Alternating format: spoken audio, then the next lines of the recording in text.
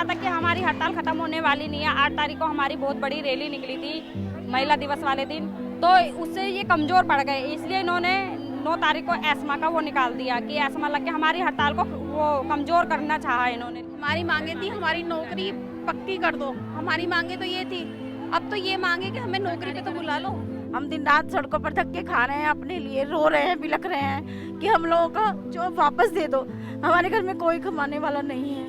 कैसे मकान मालिक भी हमें ये बोल रहा है कि अपना सामान उठाओ, किराया देने के लिए नहीं है। तो इस साल की 31 जनवरी से दिल्ली में आंगनवाड़ी कार्यकर्ता जगह जगह विरोध प्रदर्शन कर रही हैं। उनकी मांग है कि उनका ऑनरेरियम बढ़ाया जाए, साथ ही उन्हें वो सरकारी लाभ मिले जो कि एक सरकारी कर्मचारी को दिए जाते हैं। इस बीच 9 मार्च को दिल्ली के उपराज्यपाल ने एस्मा यानी कि एसेंशियल सर्विस मेंटेनेंस एक्ट लगाकर इनके इस प्रदर्शन पर 6 महीने की रोक लगा दी है।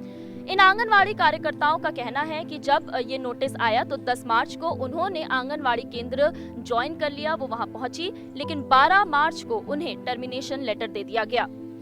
उसके बाद से ये जो पोस्टर मैंने अपने हाथ में पकड़ा है, ये पोस्टर आंगनवाड़ी कार्यकर्ता दिल्ली में बांट रही हैं।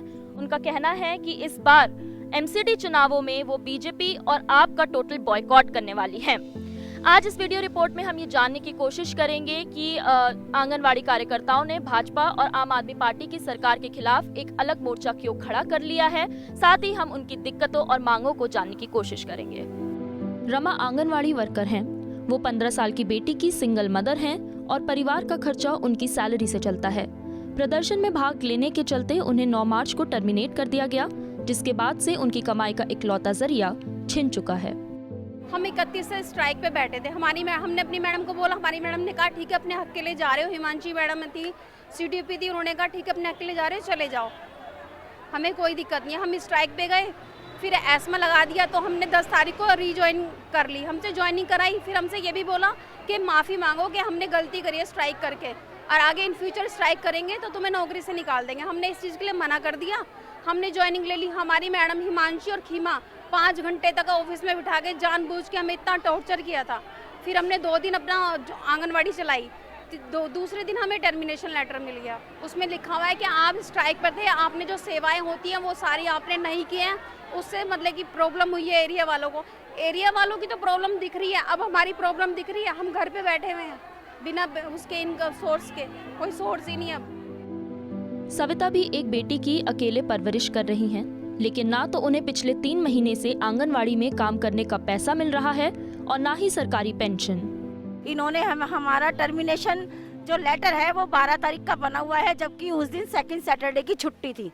तो हमें 12 तारीख को टर्मिनेट किया गया है। सैटरडे था, उसके बाद संडे था। जब मैं मंडे को सुबह में ऑफिस अपने सेंटर पर पहुंच गई थी, मैं जैसे ही लोकेशन देने लगी वैसे ही मैंने देखा कि मेरी सुपरवाइज़र ने मुझे अपने ग्रुप से लेफ्ट कर दिया गया है। और जब मैंने उनसे फ़ोन करके पूछा कि मैम आपने मुझे लेफ्ट क्यों किया, तो उन्होंने बोला है कि क्यों तुमने ऑर्डर नहीं देखा। मैंने कहा मैडम क्या, तो देखो ऑर्डर में लिखा है कि 1 महीने से सेंटर बंद था और बेनिफिशरीज को कोई भी आंगनवाड़ी से सहायता वो नहीं मिल रहा था, THR वगैरह, इसलिए आपको बर्खास्त कर दिया गया है।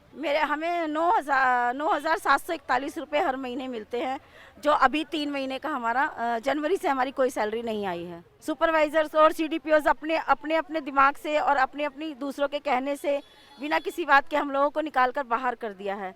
हम कैसे अपना घर चलाएंगे, पता नहीं हम कब वापस जाएंगे।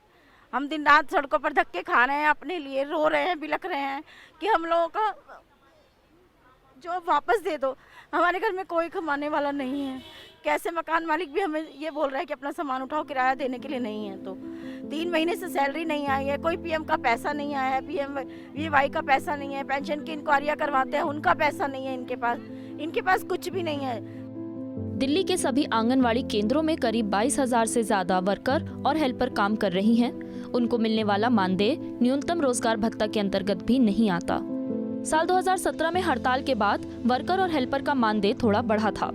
मानदेय में इजाफे के बाद हेल्पर को 4,839 और वर्कर को 9,678 रुपए मिलते हैं। भारत सरकार असंगठित क्षेत्र में काम करने वाले श्रमिकों को 3 सामाजिक सुरक्षा योजनाएं प्रदान करती है, लेकिन आंगनवाड़ी कार्यकर्ताओं को केवल स्वावलंबन योजना का लाभ मिलता है, जिसका पैसा भी उन्हें अब तक नहीं मिला। Delhi state anganwadi workers union and helper union की मांग है कि आंगनवाड़ी वर्कर और हेल्पर को भी दिल्ली सरकार कर्मचारी का दर्जा दे ताकि उन्हें भी सरकारी लाभ मिल सके। हमारी हड़ताल जिन मांगों को लेकर के शुरू हुई थी उसमें सबसे पहली मांग ये थी कि दिल्ली में जो आंगनवाड़ी कर्मी कार्यरत है उनको उनकी जिम्मेदारी के हिसाब से, उनके कार्यभार के हिसाब से और आज के दौर में बढ़ती हुई महंगाई के हिसाब से मानदेय मिलना चाहिए। जो आंगनवाड़ी की वर्कर्स हैं उनको 25,000 और हेल्परों को 20,000 रुपये मानदेय मिलना चाहिए। उसके अलावा हमारी दूसरी डिमांड ये थी कि केंद्र सरकार ने 2018 में एक घोषणा की थी जिसके तहत 1500 वर्करों के लिए और 750 हेल्परों के लिए बढ़ोतरी की बात की गई थी, लेकिन आज 40 महीने से ऊपर हो गए हैं लेकिन उस घोषणा के हिसाब से मानदेय का भुगतान किसी को भी नहीं मिला है। तीसरी चीज़ ये थी कि आंगनवाड़ी कर्मियों को भी पेंशन की सुविधा मिलनी चाहिए। ऐसा कई सारे राज्यों में है प्रावधान जहां आंगनवाड़ी कर्मियों को मेडिकल बेनिफिट्स और पेंशन बेनिफिट्स मिलते हैं।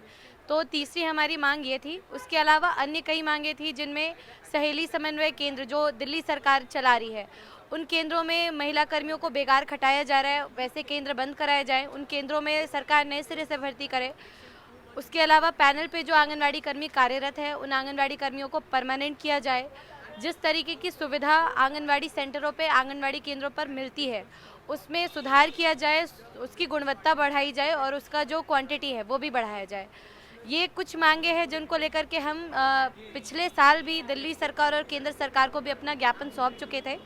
जब दोनों में से किसी सरकार की तरफ से हमें कोई सकारात्मक प्रतिक्रिया नहीं मिली तब मजबूर होकर के हमने 31 जनवरी 2022 से अपनी अनिश्चितकालीन हड़ताल शुरू की थी।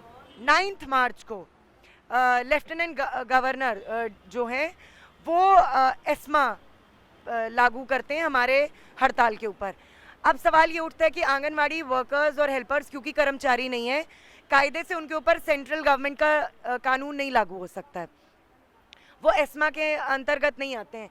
लेकिन उन्होंने हरियाणा का इसेंशियल सर्विसेज मेंटेनेंस एक्ट लागू किया जो एक्ट अपने आप में एक बहुत बड़ा ब्लैक लॉ है। जब स्ट्राइक चल रही थी तब भी बाइकआउट का कॉल दिया था। मैंने आपको बताया हम एक कैंपेन चला रहे थे, नाक में दम करो कैंपेन। ये हमने पहले आम आदमी पार्टी के खिलाफ इसको शुरू किया था क्योंकि वो लगातार अनदेखी कर रही थी, और फिर हमने इसको बीजेपी के खिलाफ भी शुरू किया क्योंकि बीजेपी अपना पल्ला नहीं झाड़ सकती है। आपको भी पता होगा कि कल बीजेपी के प्रदेश अध्यक्ष आदेश गुप्ता ने एक प्रेस कॉन्फ्रेंस की, उसमें काफ़ी उन्होंने मगरमच्छ के आंसू बहाए हैं और अचानक उनके दिल में दर्द उठाया आंगनवाड़ी कर्मियों के लिए। हालांकि आदेश गुप्ता ये नहीं बता रहे हैं कि एलजी ने क्या बिना बीजेपी और सेंट्रल गवर्नमेंट की इजाज़त के एस्मा लगाया, क्या बिना एलजी के इजाज़त के 991 लोगों का टर्मिनेशन हो गया। ये संभव नहीं है। WCD department directly works at the, वो उनके कंसेंट के बगैर, उनके विम्स और फैंसीज के से हटकर कोई काम नहीं कर सकता है। तो इलीगल टर्मिनेशन का मामला हो, एस्मा लगाने का मामला हो, दोनों ही इक्वली रिस्पॉन्सिबल और दोनों कल्प्रिट हैं। और इसलिए निगम चुनावों में बीजेपी और आम आदमी पार्टी दोनों का बहिष्कार होगा और इसलिए इसका असर देखने को मिलेगा।